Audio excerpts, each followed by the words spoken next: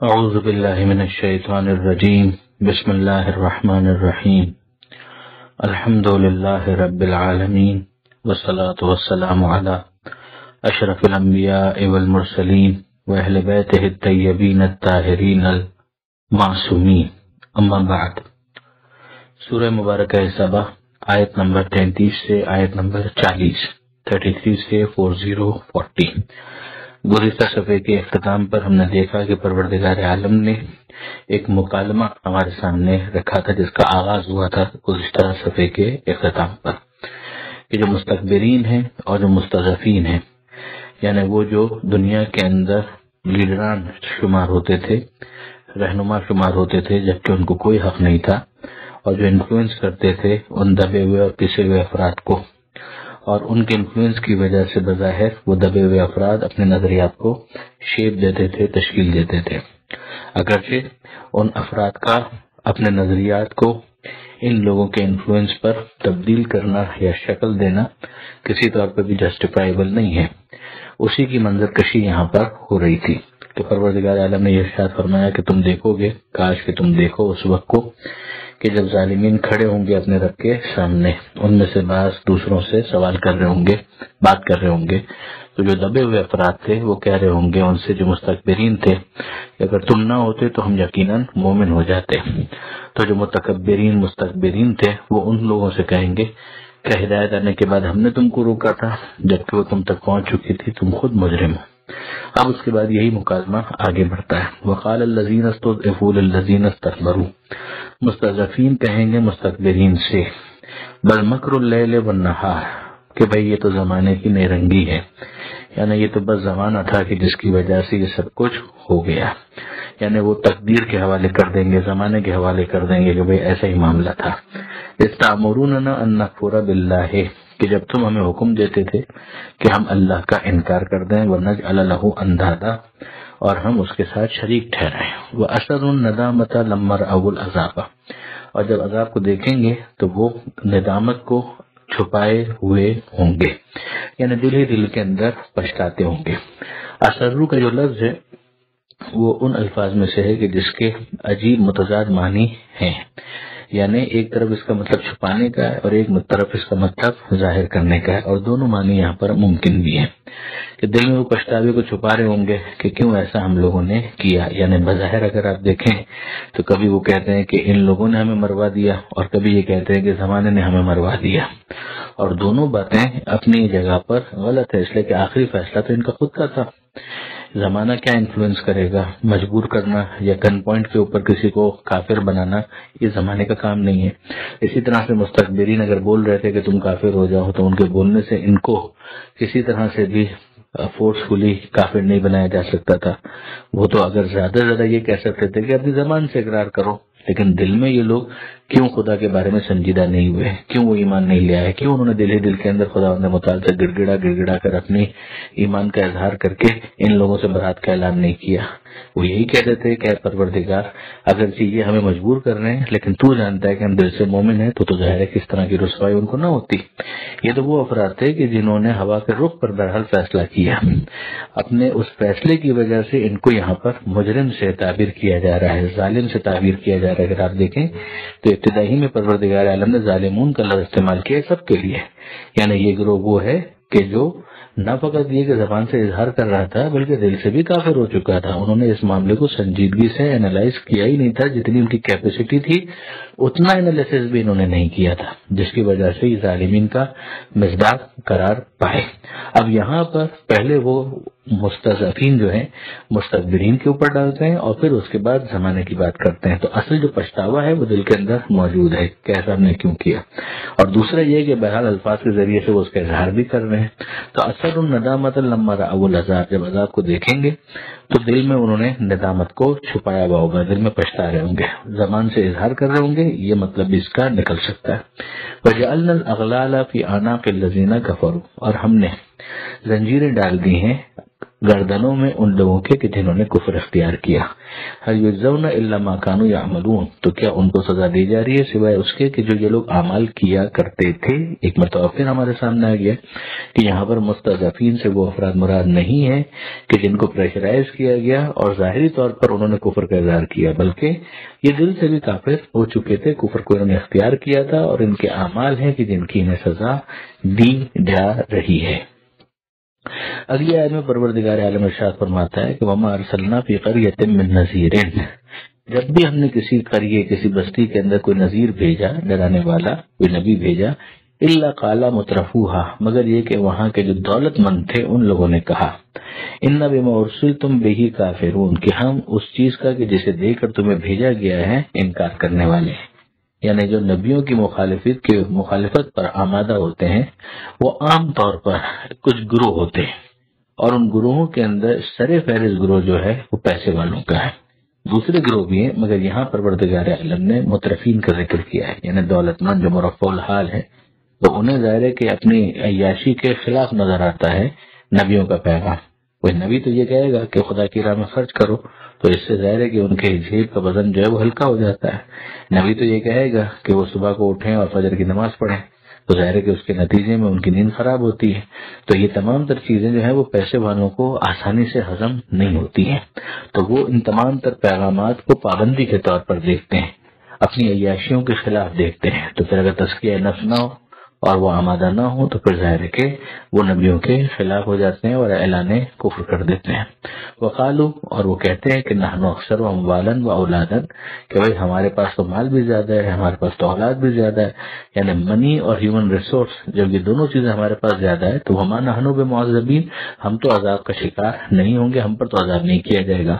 یعنی مال اور اولاد کا ہونا وہ دلیل کے طور پر پیش کرتے ہیں کہ یہ ہمارے حق پر ہونے کی دلیل ہے، اور ہمارا انکار کرنا، ہمارا کفر اختیار کرنا یہ غلط نہیں ہے، بالکل صحیح ہے. ہم خدا کے چہیتے نہ ہوتے تو خدا ہمیں اس طرح سے مال یا اولاد کیوں دیتا. قل، اے حبیب کہہ دیجئے، ان ربی یبسط الرزق لمن یشاء ویقدر، کہ میرا رب جس کے لیے چاہتا ہے رزق کو کشادہ کر دیتا ہے اور جس کے لیے چاہتا ہے اسے تنگ کر دیتا ہے. ولکن اکثر الناس لا یعلمون، مگر لوگوں کی اکثریت جو ہے وہ اس بات کو جانتی نہیں ہے. یعنی یہ سمجھنا غلط فہمی ہے کہ مال اور اولاد کا ہونا خدا کے راضی ہونے کی دلیل ہے،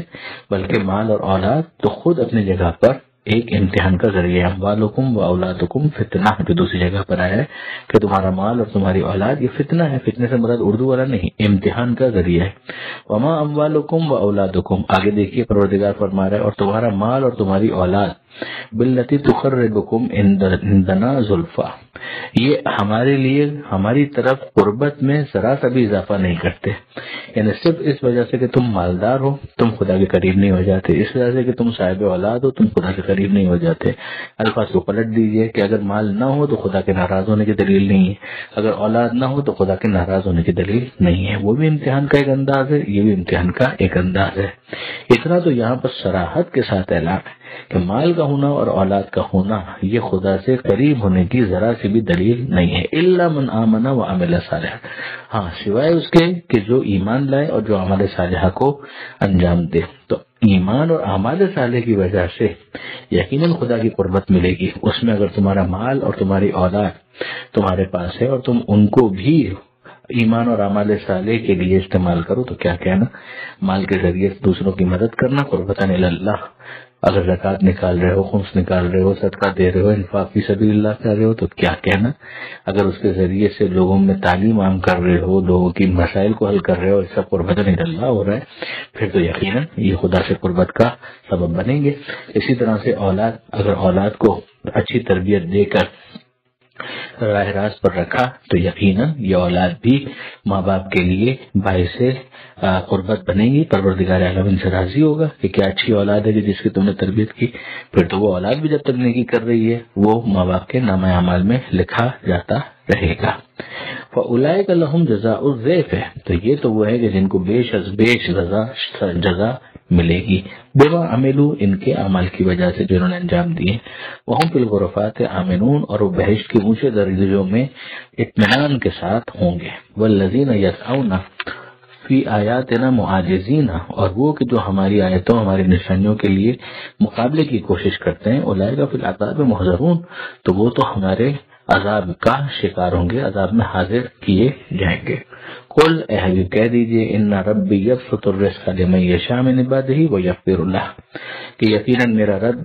رزق کے اندر کشادگی پیدا کرتا ہے جس کے لیے چاہتا ہے اپنے بندوں میں، ویقدر له، اور جس کے لیے چاہتا ہے ان کے لیے رزق میں تنگی پیدا کرتا ہے۔ وما انفقتم من شیء، اور جو کچھ بھی تم خرچ کرتے ہو ذرا سا بھی، فهو یخلفہ، وہ اس کی جگہ پر عطا کرے گا، دنیا میں عطا کرے گا اور آخرت میں بھی عطا کرے گا۔ دنیا میں بظاہر اگر نہ بھی ملے تو مطمئن ہو جاؤ کہ آخرت میں تو وہ ہے ہی،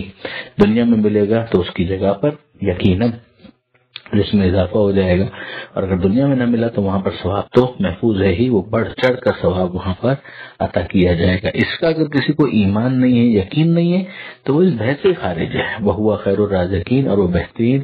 رزق اور روزی دینے والا ہے۔ وَيَوْمَ يَحْشُرُهُمْ جَمِيعًا، اور وہ دن جب وہ سب کو جمع کرے گا، ثُمَّ يَقُولُ لِلْمَلَائِكَةِ، پھر اس کے بعد کہے گا ملائکہ سے، أَهَؤُلَاءِ إِيَّاكُمْ كَانُوا يَعْبُدُونَ، کہ یہ لوگ کیا تم لوگوں کی عبادت کیا کرتے تھے؟ اب ظاہر یہاں پر یہ صفحہ مکمل ہو رہا ہے، تو بحث جو آگے آئے گی کہ ملائکہ کیا جواب دیں گے، اور پھر جنات کی عبادت سے کیا مراد ہے جو آگے ذکر آ رہا ہے، وہ انشاءاللہ کل جب یہ اگلا صفحہ ہم ڈسکس کریں گے تو ایک مرتبہ ذرا اس کو بھی یہیں سے شروع کریں گے، یہ سوال اور پھر اس کے بعد جواب۔ پروردگار عالم سے دعا ہے قرآن پڑھنے، سمجھنے اور عمل کی توفیق عطا فرما، اور وارث قرآن امام زمانہ کے ظہور میں تعجیل فرما۔ وآخر دعوانا ان الحمد للہ رب العالمین، والسلام علیکم ورحمۃ اللہ وبرکاتہ۔ بسم اللہ الرحمن الرحیم۔ سورہ مبارکہ سبا، آیت نمبر 41 سے آیت نمبر 48، 41 سے 48۔ گزشتہ صفحے کے اختتام پر ہم نے دیکھا کہ پروردگار عالم نے میدان قیامت کی منظر کشی کرتے ہوئے یہ ارشاد فرمایا کہ اس دن وہ سوال کرے گا ملائکہ سے کہ کیا یہ لوگ تمہاری عبادت کیا کرتے تھے؟ اب ظاہر ہے کہ ہم جانتے ہیں کہ بہت سارے مشرکین ایسے تھے کہ جو ملائکہ کو معبود مانتے تھے اور ان کی پرستش اور عبادت کیا کرتے تھے، چاہے چھوٹے خدا ہونے کے عنوان سے کہ اللہ ہے، مگر ملائکہ کو وہ چھوٹے خدا ہونے کے اعتبار سے لائق پرستش، لائق عبادت سمجھتے تھے۔ تو وہاں پر سوال یہ ہو رہا ہے تاکہ ملائکہ اس پر رسپونڈ کریں، تو ان کا جو جواب ہوگا وہ اس صفحے پر شروع ہو رہا ہے۔ قالوا سبحانک، تو وہ کہیں گے مالک تو بے عیب ہے، انت ولینا من دونہم، ہمارا ان سے کوئی تعلق نہیں، تو ہمارا سرپرست ہے، ہمارا جو کچھ بھی تعلق ہے وہ تو تجھ سے ہے۔ بل کانوا یعبدون الجن، بلکہ یہ لوگ جن کی عبادت کیا کرتے تھے۔ اب ان جملوں سے ہی سمجھ میں آ رہا ہے کہ جن الگ ہیں، ملائکہ الگ ہیں، اور ہم جانتے ہیں کہ ابلیس کے لیے پروردگار عالم نے قرآن مجید کے اندر یہ ارشاد فرمایا کہ کانا من الجن، کہ جو ابلیس تھا وہ جنات میں سے تھا۔ تو یہ جو جنات کی عبادت کی بات یہاں پر کی جا رہی ہے، وہ ایک اس کا پہلو یہ بیان کیا گیا کہ یہ جو ہماری عبادت کرتے تھے تو دراصل یہ ہماری عبادت نہیں کرتے تھے، شیطان کے بہکامے میں آ کر وہ ہمیں معبود سمجھ رہے تھے، ورنہ ہم کبھی بھی معبود ہونے کے دعوے دار نہیں تھے۔ اکثرهم بہم مؤمنون، اور ان میں سے اکثر جو ہیں وہ اسی پر ایمان لائے ہوئے تھے، یعنی اب جن ہو گیا، شیطان، ابلیس اور اس کے پھر پورے چیلے چاٹے اور اس کی جو پوری فورس ہے۔ فَالْيَوْمَ لَا يَمْلِكُ بَعْضُكُمْ لِبَعْضٍ نَفْعًا وَلَا ضَرًّا، تو آج کے دن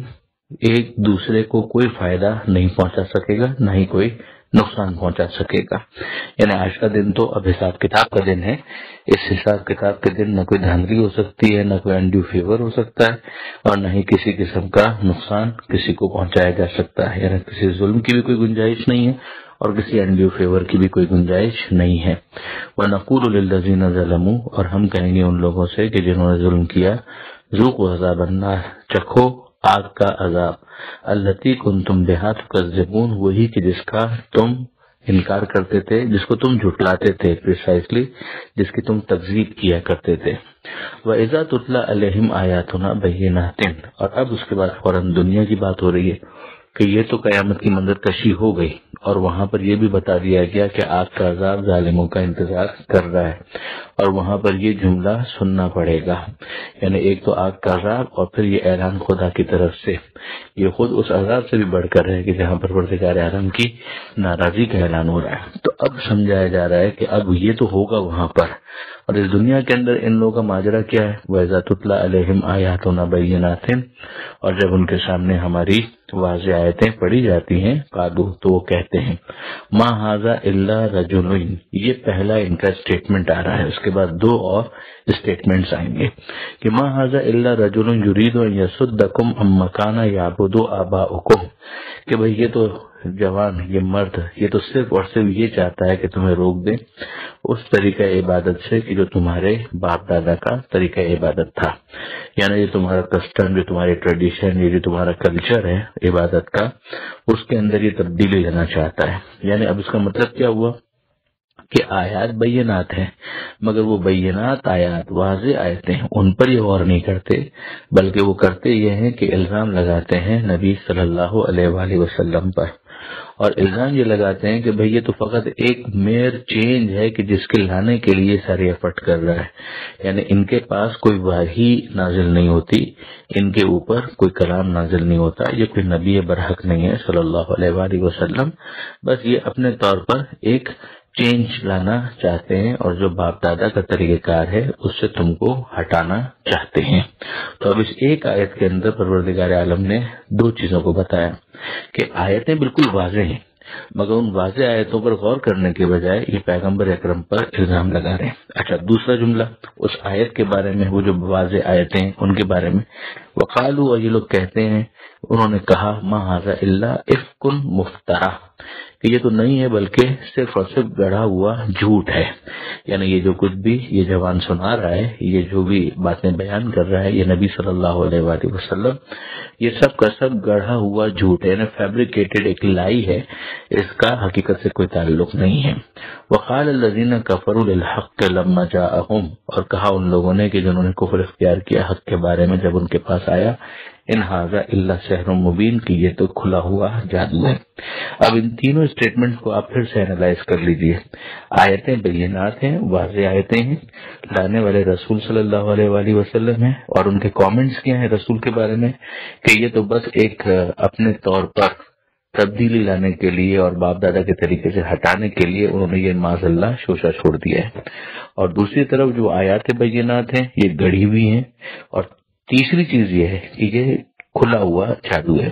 یہ ان کو خاص طور پہ اس لیے کہنا پڑا کہ بہرحال قرآن مجید کی تاثیر وہ اثر انداز تو ہو رہا ہے، ذہنوں میں اس کی حلاوت جو ہے وہ اثر تو کر رہی ہے، کانوں میں رس تو کھول رہی ہے وہ آیتیں، اور وہ پیغام جو ہے وہ اپیل بھی کر رہا ہے، تو اس کو جادو سے تعبیر کر کے ایکسٹرا آرڈنری تو مان لیا مگر جادو کا۔ اب وہی والی بات کہ عقل کے اندھوں کہ اگر یہ جادو ہے تو جادوگر تو بہت سے ہوتے ہیں، کسی بڑے جادوگر کو لے آؤ اور اس کا جواب دے دو، تو جواب تو ان کے پاس بنتا نہیں ہے، لیکن وہ الزامات کے ذریعے سے کاؤنٹر کرنے کی کوشش کرتے ہیں۔ اب اس کے بعد پروردگار عالم ارشاد فرماتا ہے کہ وما آتیناہم من کتب یدرسونھا،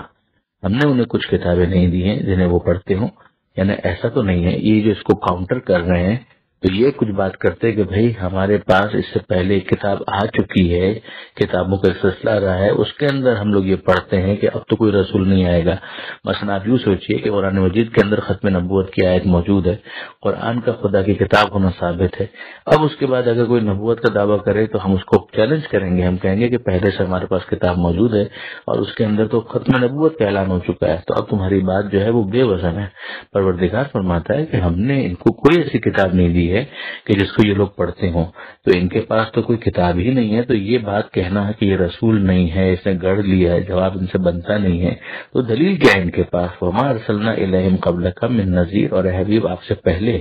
ہم نے کوئی ان کے پاس ڈرانے والا بھی نہیں بھیجا، یعنی امیڈیٹلی اگر آپ پہلے دیکھیں وہی کہ کسی رسول نے ان کے سامنے آ کر یہ کہا ہو کہ بھائی اب کوئی نبوت نہیں ہوگی، نہ کتاب میں یہ پڑھتے ہیں نہ کسی نبی کا کسی نذیر کا کوئی قول موجود ہے۔ وکذب الذین من قبلہم، اور ان لوگوں نے جھٹلا دیا من قبلہم اس سے پہلے، ان لوگوں نے جھٹلا دیا، پہلے والوں نے جھٹلایا۔ اور ان کے پہلے والوں نے جھٹلایا. وَكَذَّبَ الَّذِينَ مِن قَبْلِهِمْ. اب یہاں پر پروردگار یہ سمجھانا چاہ رہا ہے کہ جو ان سے پہلے بھی افراد تھے، یعنی یہ تو اس وقت جو افراد موجود ہیں جو پیغمبر اکرم کو کاؤنٹر کر رہے ہیں، مگر پیغمبر اکرم صلی اللہ علیہ وآلہ وسلم سے پہلے اور اس قوم سے بھی پہلے وہ افراد گزرے ہیں کہ وہ بھی یہی کرتے رہے کہ جو انبیاء آتے تھے ان کو یہ لوگ جھٹلاتے تھے. وَمَا بَلَغُوا مِعْشَارَ مَا آتَيْنَاهُمْ. اور یہ لوگ جو اس وقت موجود ہیں یہ اس کے 10ویں حصے کو بھی پائے ہوئے نہیں ہیں کہ جو ہم نے ان کو عطا کیا تھا. یعنی ان کے پاس ریسورسز بھی زیادہ تھے، ان کے پاس وسائل بھی زیادہ تھے، مگر اس کے باوجود وہ لوگ جھٹلا رہے تھے. تو ان کے ساتھ کیا ہوا؟ فَكَذَّبُوا رُسُلِي. انہوں نے ہمارے رسولوں کو بھی جھٹلایا. فَكَيْفَ كَانَ نَكِيرِ. تو پھر ہماری سزا کیسی تھی. اب اس کو واپس سے تھوڑا خلاصہ دیکھ لیجئے. نہ ان کے پاس ہماری طرف سے ایسی کوئی کتاب ہے کہ جس کو یہ پڑھتے ہوں، نہ ان کے پاس کوئی رسول اس سے پہلے آیا امیڈیٹلی کہ جس نے ان کو ایسی کوئی بات بولی ہو کہ اب کوئی رسول نہیں آئے گا. اور پھر یہ لوگوں کو یہ بھی ذہن میں رکھنا چاہیے کہ ان سے پہلے کئی افراد ایسے گزر چکے ہیں. انبیاء جب آئے، ابراہیم علیہ السلام، اسماعیل علیہ السلام، تو ان کو جھٹلانے والوں نے جھٹلایا. اور ان سے پہلے بھی ایسے افراد گزر چکے ہیں اور وہ اتنے زیادہ ریسورس والے تھے ان کو جو ہم نے دیا تھا. یہ جو اس وقت افراد موجود ہیں ان کے پاس تو اس کا 1/10 بھی نہیں ہے. انہوں نے جب ہمارے رسولوں کو جھٹلایا تو ہوا کیا؟ فَكَيْفَ كَانَ نَكِيرِ. پھر ہماری سزا کیسی تھی. یعنی اس آئینے میں تم اپنی شکل دیکھو کہ جب وہ ہماری سزا سے نہیں بچ پائے تو تم ہماری سزا سے کیا بچ پاؤ گے. اب اس کے بعد پروردگار عالم کی طرف سے انتہائی مشفقانہ، انتہائی محبت بھرا نصیحت والا انداز کہ جس میں پروردگار عالم ایک واعظ کر رہا ہے، ایک پریچنگ کر رہا ہے، اور بہت خوبصورت انداز میں قل، اے حبیب کہہ دیجئے، انما اعظکم بواحدہ، کہ میں تم کو نصیحت کرتا ہوں ایک بات کی، ان تقوموا للہ، کہ تم اللہ کی خاطر، یعنی اللہ کو تو مان رہے ہو نا، اس کی خاطر تم ایک کام یہ والا کرو. اور وہ کیا ہے؟ کہ اللہ کی خاطر اٹھ جاؤ، مثنا و فرادہ، دو دو اور ایک ایک. یعنی تم ایک کام یہ کرو کہ اکیلے بھی غور کرو اور گروپ کی صورت میں بھی غور کرو. ثم تفکروا، یعنی اٹھو، اٹھنے سے یہاں پہ مراد یہاں کھڑے بیٹھنا، اٹھنا لیٹنا وہ والا اٹھنا نہیں، یعنی آمادہ ہو جاؤ اللہ کی خاطر. اللہ کو تو تم مانتے ہو نا. ایک کام یہ کرو، کبھی تنہائی میں، کبھی دو دو کے گروپ کے اندر، گروپ کی صورت میں ایک ڈسکشن کرو. اور کیا کرو؟ ثم تفکروا، پھر اس کے بعد تفکر کرو. ما بصاحبکم من جنہ، جو تمہارا صاحب ہے، یعنی جو رسول تمہارے درمیان ہے، نعوذ باللہ من ذالک، وہ مجنون نہیں ہے. اس کے دماغ کے حوالے سے تمہاری کسی قسم کی بھی ایلیگیشن اس کے اندر کوئی وزن نہیں ہے. یعنی یہ افراد جو یہ کہا کرتے تھے کہ معاذ اللہ پیغمبر اکرم صلی اللہ علیہ وآلہ وسلم کا دماغ جو ہے اس میں کوئی خلل ہے اور ان کی نبوت کے اوپر وہ شک کرتے تھے، تو ان کو کہا جا رہا ہے کہ غور کرو اس بات کے اوپر. یعنی یوں تو پوری دعوت پر ہی غور کرو، توحید کی بات یہ کر رہے ہیں، اسلام کی بات یہ کر رہے ہیں، امن کی بات یہ کر رہے ہیں، بیٹیوں کو دفن نہ کرنے کی بات یہ کر رہے ہیں، حقوق دینے کی بات یہ کر رہے ہیں، ظلم نہ کرنے کی بات یہ کر رہے ہیں. یہ تمام باتیں مجنونانہ ہے یا عاقلانہ ہے. یعنی یہ کتنی نامناسب بات ہے کہ رسول ہمارا انتہائی معقول بات تمہارے سامنے پیش کر رہا ہے، تم اس پر غور نہیں کرتے ہو اور اس کو آؤٹ رائٹ ریجیکٹ کر کے جنون سے تعبیر کر دیتے ہو. ہم تمہیں نصیحت کرتے ہیں اے حبیب کہ آپ ان کو نصیحت کیجیے، آپ ان کو کہیے کہ میں تمہیں ایک بات کی نصیحت کرتا ہوں، اللہ کی خاطر اٹھو، اور اٹھنے کے بعد کیا کرو؟ تنہا بھی اور گروپ کی صورت میں غور کرو کہ کیا تمہارے صاحب، اس کے دماغ کے بارے میں واقعا تمہارا یہ کہنا کوئی وزن رکھتا ہے. ان ہوا الا نذیر لکم، یہ تو بس نذیر ہے تمہارے لیے، ڈرانے والا ہے، بین یدی عذاب شدید، اس شدید عذاب کے بارے میں کہ جو آگے آنے والا ہے. یعنی تم خدا کا شکر ادا کرو کہ خدا نے تمہیں متوجہ کرنے کے لیے اتنا اعلیٰ رسول بھیجا ہے. قل، اور اے حبیب کہہ دیجیے، ما سألتکم من اجر فہو لکم، کہ میں نے تم سے کوئی اجر نہیں مانگا، جو اجر میں نے مانگا ہے وہ تمہارے ہی فائدے کے لیے. اب اس آیت کو آپ لنک کر دیجیے اس آیت کے ساتھ کہ جس میں پروردگار عالم نے اجر مانگنے کا حکم دیا ہے. قل لا اسألکم علیہ اجرا الا المودۃ فی القربى، کہ حبیب کہہ دیجیے کہ میں کوئی سوال نہیں کرتا کسی قسم کے اجر کا مگر یہ کہ میرے قرابت داروں سے مودت اور محبت اختیار کی جائے. یہ بھی پروردگار عالم کے کہنے پر پیغمبر اکرم صلی اللہ علیہ وآلہ وسلم نے مانگا ہے. تو وہ جو اجر مانگا ہے فہو لکم، وہ تمہارے ہی فائدے کے لیے ہے. ان اجری الا علی اللہ، جو میرا اجر ہے وہ تو اللہ ہی کے ذمے پر ہے، یعنی وہ تو خدا مجھے اپنی رضا کی صورت میں دے رہا ہے، جنت ہے، وہ ساری چیزیں ہیں، لیکن میں نے جو تم سے اجر مانگا ہے اس اجر کا بھی بالآخر فائدہ، اس کے بینیفیشری تم ہو، ان اجری الا علی اللہ، یعنی تم جب ان کی مودت دل میں رکھو گے تو میرے بعد ان کی باتوں کو ماننا، ان کی اطاعت کرنا تمہارے لیے آسان ہو جائے گا۔ وَهُوَ عَلَىٰ كُلِّ شَيْءٍ شَهِيدٌ، اور اللہ جو ہے وہ ہر چیز کے اوپر گواہ ہے۔ قُلْ إِنَّ رَبِّي يَقْذِفُ بِالْحَقِّ، اے حبیب کہہ دیجئے کہ میرا رب حق کو اتارتا ہے، علام الغیوب، اور وہ غیبوں کا جاننے والا ہے۔ اب یہ بحث آگے بڑھے گی آیت نمبر 49 پہ، لیکن وہ اگلے صفحے پر انشاءاللہ۔ پروردگار عالم سے دعا ہے قرآن پڑھنے، سمجھنے اور عمل کی توفیق عطا فرما، اور وارث قرآن امام زمانہ کے ظہور میں تعجیل فرما۔ وآخر دعوانا ان الحمد للہ رب العالمین، والسلام علیکم ورحمۃ اللہ وبرکاتہ۔ بسم اللہ الرحمن الرحیم۔ سورہ مبارکہ سبا، آیت نمبر 49 سے آیت نمبر 54، 49 سے 54، جس پر یہ سورہ سبا مکمل ہوگا، اور پھر اسی صفحے پر سورہ فاتر کی ابتدائی 3 آیتیں، فرسٹ 3 ورسز بھی ہیں، ان کو بھی انشاءاللہ ہم دیکھیں گے۔ تو پہلے یہ سورہ سبا کی آخری چند آیتیں۔ گزشتہ صفحے کے اختتام پر اس آیت تک ہم پہنچے تھے کہ پروردگار عالم یہ ارشاد فرماتا ہے، قل، اے حبیب کہہ دیجئے، ان ربی یقذف بالحق، کہ میرا رب حق کو نازل فرماتا ہے، اتارتا ہے۔ یہ یقذف کا ترجمہ اتارتا ہے اگر کیا جائے تو یہاں پر ماننا پڑے گا کہ مخاطبین کو متوجہ کیا جا رہا ہے کہ یہ انبیاء کے اوپر حق کو اتارا جاتا ہے۔ اور ایک دوسرا مطلب یہ بیان کیا گیا کہ یقذف کے اندر چونکہ پھینکنے کا اور ڈالنے کا اور جس طریقے سے گولا پھینکا جاتا ہے اس کا مطلب بھی مضمر ہوتا ہے، تو ایک اور مطلب اس کا یہ بیان کیا گیا کہ پروردگار عالم حق کے ذریعے سے باطل کے اوپر ضرب لگاتا ہے۔ باتیں دونوں حق ہیں، مگر یہاں پر کیا مراد ہے؟ دونوں باتوں کا امکان ہے۔ تو ارشاد ہوتا ہے، اے حبیب کہہ دیجئے میرا رب حق کے ذریعے سے باطل پر حملہ کرتا ہے، باطل کو پاش پاش کر دیتا ہے، اور یا پھر یہ کہ حق کو وہ اتارتا ہے انبیاء کے اوپر۔ علام الغیوب، اور وہ خدا جو ہے وہ غیوب کا جاننے والا ہے، بڑا غیبوں کا جاننے والا ہے۔ قل، کہہ دیجئے، جاء الحق کو، کہ حق آ گیا، وما یبدئ الباطل وما یعید، اور جو باطل ہے یعنی جو خود غلط ہے نہ وہ پہلے پیدا کر سکتا ہے اور نہ ہی دوسری دفعہ پلٹا سکتا ہے، یعنی وہ جو عقیدہ سکھایا گیا اوریجن کے بارے میں اور اس دنیا کے اختتام کے بعد جو کچھ ہونے والا ہے اس کے بارے میں، تو اس کا خلاصہ وہی ہے کہ انا للہ و انا الیہ راجعون، ہم اللہ ہی کے لیے ہیں، اللہ ہی کی بارگاہ میں پلٹ کر جانا ہے، وہی ہمارا آغاز ہے اور وہی ہمارا انجام ہے۔ تو پیدا بھی اس نے کیا، پلٹنا بھی اسی کی طرف ہے، اور جو باطل ہیں یعنی معبودان باطل، نہ وہ پیدا کرنے پر کوئی طاقت رکھتے ہیں، قدرت رکھتے ہیں، اور نہ ہی اس بات پر کوئی قدرت رکھتے ہیں کہ وہ اس دنیا کے بعد پلٹا سکیں۔ قل، اے حبیب کہہ دیجئے، ان ضللت فانما اضل علی نفسی، کہ اگر بالفرض میں گمراہ ہوں تو اس گمراہی کا وبال مجھ پر ہے، وَإِنْ اهْتَدَيْتُ، اور اگر میں ہدایت یافتہ ہوں، فَبِمَا يُوحِي إِلَيَّ رَبِّي، تو اس کا سبب وہ وہی ہے جو میرے رب نے میری طرف کی ہے۔ یعنی یہ پھر ایک مرتبہ رواداری والا انداز ہے کہ جس کے ذریعے سے سامنے والے کو قابل سماعت بنایا جا رہا ہے، سوچنے پر مجبور کیا جا رہا ہے کہ بھئی دو باتیں ہیں، ایک بات تو یہ ہو سکتی ہے کہ تمہارا یہ الزام درست ہو، فرض کرو کہ جو تم مجھ پر گمراہی کا الزام لگا رہے ہو، تو اگر یہ گمراہی کا الزام درست ہے تو پھر میں خود ہی اپنی گمراہی کا ذمہ دار ہوا، اور لیکن اگر دوسرا پہلو ٹھیک ہے اور وہ یہ ہے کہ میں ہدایت یافتہ ہوں اور مجھ پر وہی خدا نازل ہو رہی ہے، تو پھر تمہاری ذمہ داری کیا ہونی چاہیے؟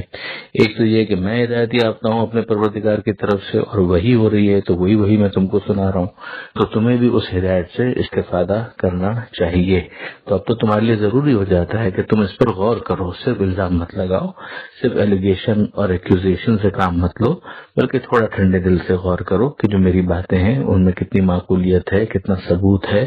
خدا کی طرف سے میرا جو دعویٰ ہے رسالت کا، اس کے لیے جو میں قرآن کو اعجاز کے طور پر پیش کر رہا ہوں، یہ بات کتنی معقول ہے، اس پر تم غور تو کرو۔ اگر تمہیں سمجھ میں آ جاتا ہے تو پھر تمہاری ذمہ داری بنتی ہے کہ اس وحی سے تم بھی استفادہ کرو تاکہ تم بھی ہدایت پا جاؤ۔ انہ سمیع قریب، یقیناً وہ سننے والا ہے اور وہ قریب ہے، نزدیک ہے، یعنی اس کے نزدیک ہونے کو بھی محسوس کرو۔ ایک تو وہ تمہاری باتیں سن رہا ہے کہ تمہاری باتیں کتنی غیر معقول ہیں، اور اسی طرح سے یہ بھی یاد رکھو کہ تم خدا سے بھاگ نہیں سکو گے، پروردگار تمہارے بہت قریب ہے، وہ شہر کی جان سے زیادہ قریب ہے۔ تو یہاں کل کل کل کہہ کر ہم دیکھتے ہیں کہ ان دو آیتوں کے اندر پروردگار عالم نے 3 آیتوں کے اندر، آیت نمبر 48، آیت نمبر 49 اور آیت نمبر 50، اس پہ 3 مرتبہ قل کہہ کر حکم دیا ہے کہ حبیب یہ کہہ دیجئے، یہ کہہ دیجئے اور یہ کہہ دیجئے۔ اب اس کے بعد جو آیت نمبر 51 ہے اس میں پروردگار عالم اسی قریب والے جو پہلو ہے اس کو اور زیادہ سمجھاتا ہے۔ وَلَوْ تَرَى، کاش کہ آپ دیکھتے، اس فَزِعُوا کہ جب یہ لوگ گھبرائے ہوئے ہوں گے، فَلَا فَوْتَ مگر نکلنے کا کوئی موقع نہیں ہوگا، وَأُخِذُوا مِن مَّكَانٍ قَرِيبٍ اور انہیں پکڑ لیا جائے گا، گرفتار کر لیا جائے گا قریبی جگہ سے، یعنی یہ خدا سے دور تو ہو ہی نہیں سکتے، پروردگار عالم ان کی شاعر کے جان سے زیادہ قریب ہے، یہ تو مہلت ہے جس کی وجہ سے ان کو پکڑا نہیں جا رہا، لیکن جب پکڑنا ہوگا تو فوراً ان کو پکڑ لیا جائے گا، قریبی جگہ سے پکڑ لیا جائے گا۔ مطلب یہ ہے کہ ذرا بھی مہلت نہیں ملے گی، وقت پورا ہو گیا تو پھر اس کے بعد فوراً ان کو گرفتار کر لیا جائے گا۔ وقالو اور جب یہ لوگ کہہ رہے ہوں گے آمنا بہی کہ ہم ایمان لائے، اب میدان قیامت میں تو سبھی ایمان لے آئیں گے، یہ بات پہلے بھی آ چکی ہے، مگر وہ ایمان فائدہ کہاں دے گا؟ اس لیے کہ جو ایمان لانا تھا وہ تو دنیا میں لانا تھا، اب دنیا دور ہو چکی ہے، اب تو میدان قیامت ہے، تو وہ وہاں پر تو کہیں گے کہ آمنا بہی کہ ہم ایمان لائے اس پر، وَأَنَّ لَهُ التَّنَاوُشُ مِن مَّكَانٍ بعید، مگر دسترس کہاں ہوگی انہیں اس دور کی جگہ پر، یعنی اب جو دنیا ہے وہ تو بہت دور ہو چکی، یہ میدان قیامت آ چکا، دنیا ختم ہو چکی، تب وہ بعید ہو چکی جگہ کہ جہاں پر ان کو ایمان لانا تھا۔ وقت کفروا به من قبل اور اس سے پہلے یہ لوگ انکار کرتے رہے، وَيَقْذِفُونَ بِالْغَيْبِ مِن مَّكَانٍ بَعِيدٍ اور دور دراز کے فقط اٹکل لڑاتے رہے اور خامخواہ کے تکے لگاتے رہے، اسپیکولیشن کرتے رہے، سیریس ہی نہیں ہوئے ان باتوں کے بارے میں۔ وَحِيلَ بَيْنَهُمْ تو اب حائل کر دیا جائے گا ان کے، وَبَيْنَ مَا يَشْتَهُونَ اور جس چیز کی یہ لوگ تمنا کرتے ہیں اس کے درمیان، یعنی اب رکاوٹ آ جائے گی، اب کوئی گنجائش نہیں ہے، وہاں کے لیے جو کچھ بھی انسان کو کرنا تھا وہ دنیا میں کرنا تھا، صرف وہاں پر جنت کو دیکھ کر اب جنت کی تمنا کرنا یا دوزخ کو دیکھ کر اس بات کی تمنا کرنا کہ اس سے بچنے کا کوئی انتظام ہو جائے، تو اب اس کا کوئی فائدہ نہیں ہوگا، اب تو رکاوٹ ہے ان کے اور ان کی تمناؤں کے درمیان جن کی یہ خواہشات رکھتے ہیں، اب وہ تمنا یہ ساری ہو سکتی ہیں، جنت کے حصول کی تمنا، جہنم کے عذاب سے بچنے کی تمنا، دنیا میں واپس پلٹنے کی تمنا، مگر ان میں سے کوئی ایک چیز بھی میٹیریلائز نہیں ہو سکتی۔ کما فعل باشیائہم جیسا کہ ان کے ساتھیوں کے ساتھ بھی ایسا ہی ہوگا، یعنی یہ ان کے ساتھ بھی ہوگا اور ان کے اپنوں کے ساتھ بھی ایسا ہی ہوگا، من قبل جو ان سے پہلے گزر چکے ہیں، انہم کانوا فی شک مریب یہ سب کے سب شک میں مبتلا رہے، یہ شک بھی ایسا کہ جس کو دور کرنے کی بھی انہوں نے کوئی کوشش نہیں کی، یعنی اگر تو ہم یہ کہیں کہ بڑی جینوئن انہوں نے کوشش کی ہوتی تو وہ عذر وہاں پر سنا جاتا، لیکن وہ افراد کہ جو یہاں پر دنیا کے اندر استہزاء، تمسخر، مسخرہ پن، موکری اسی میں اپنے وقت کو ضائع اور کل کرتے رہے، عیاشیوں کے اندر لگے رہے اور پھر شک میں بھی مبتلا رہے، تو ظاہر ہے کہ یہ شک میں مبتلا رہنا یہ ان کی اپنی کوتاہی ہے جس کی وجہ سے وہ رسپانسبل سمجھے جائیں گے۔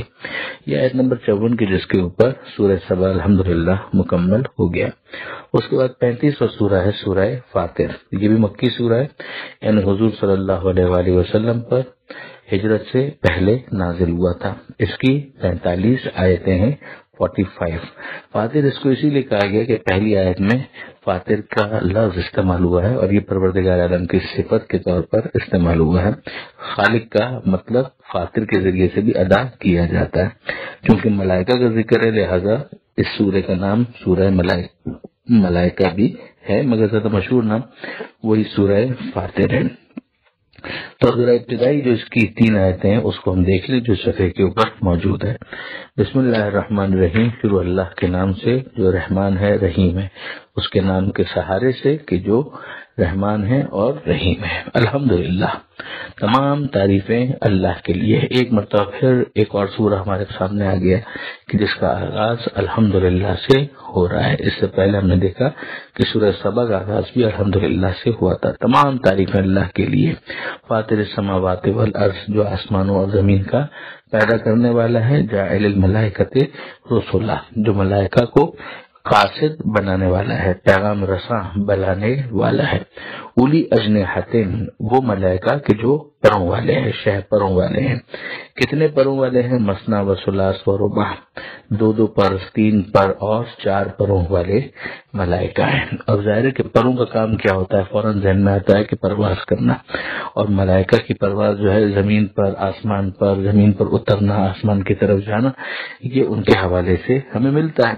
تو اس کے ذریعے سے کیا سمجھایا جا رہا ہے کہ واقعی ان کے پر ہے، یا یہ سمجھایا جا رہا ہے کہ بہرحال وہ پرواز کرتے ہیں تو پرواز بھی ہر ایک کی ایک ہی ایک ہوموجینس معاملہ نہیں ہے کہ سب کی ایک ہی جیسی سپیڈ ہو، بلکہ کچھ تیزی کے ساتھ پرواز کرتے ہیں، کچھ سلولی پرواز کرتے ہیں، اور اس کے لیے کنایا ہے۔ یہ دونوں امکانات مفسرین نے دیے ہیں کہ اس بات کا بھی امکان ہے کہ باقاعدہ پر ہوں، اس بات کا بھی امکان ہے کہ نہیں باقاعدہ پر نہ ہو، اور صرف اسپیڈ کو سمجھانے کے لیے یہ بات بیان کی گئی ہے۔ مگر بہرحال روایت کے اندر جو انداز اختیار کیا گیا ہے اس سے اندازہ یہ ہوتا ہے کہ باقاعدہ ان کے پر ہیں۔ جس طرح سے معراج میں ملتا ہے کہ پیغمبر اکرم صلی اللہ علیہ وآلہ وسلم نے جناب جبرائیل کو 600 پروں کے ساتھ دیکھا، تو اب وہ اسی کے اندر ہے کہ جو آگے پروردگار نے فرمایا کہ یزید فی الخلق ما یشاء، کہ جس کے لیے خدا چاہتا ہے خلقت میں اور زیادہ اضافہ کر دیتا ہے۔ پھر اس کے بعد جناب جعفر طیار کے بارے میں جو جنگ موتا کے اندر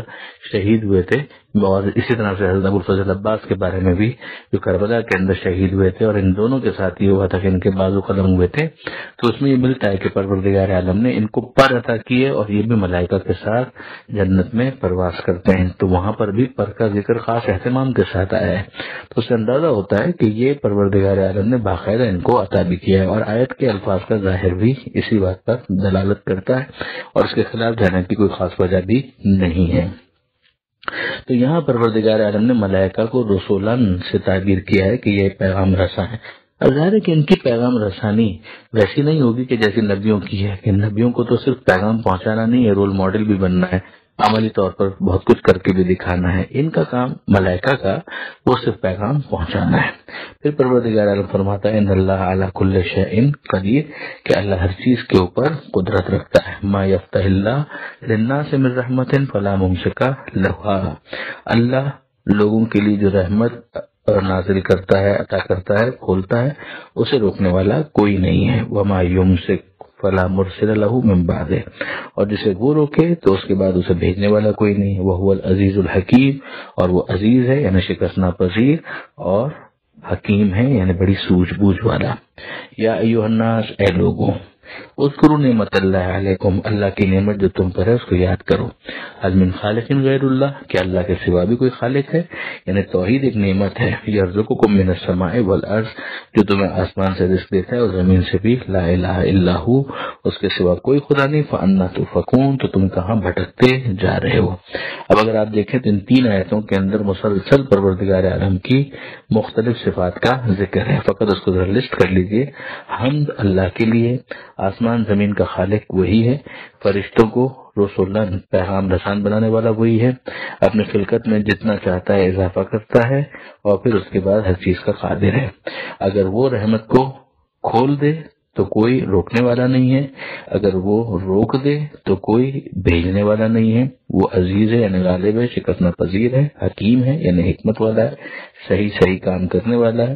پھر اس کے بعد اگلی جو صفت پروردگار عالم نے اپنی گنوائی ہے یہاں پر کہ وہ منعم ہے، نعمت دیتا ہے۔ نعمت اللہ کی نعمت کو یاد کرو کہ اللہ کے سوا کوئی دوسرا خالق ہے، یعنی وہ خالق ہے اور وہی خالق ہے، یعنی پروردگار عالم پیدا کرنے والا ہے، رازق ہے آسمانوں سے بھی اور زمین سے بھی، اور وہ اکیلا ہے، اس کے سوا کوئی دوسرا خالق اور کوئی دوسرا خدا نہیں ہے۔ یہ آیت نمبر 3 پر سورہ فاطر کا آغاز بھی ہوا، 3 آیتیں یہاں پر بیان ہو گئی اور صفحہ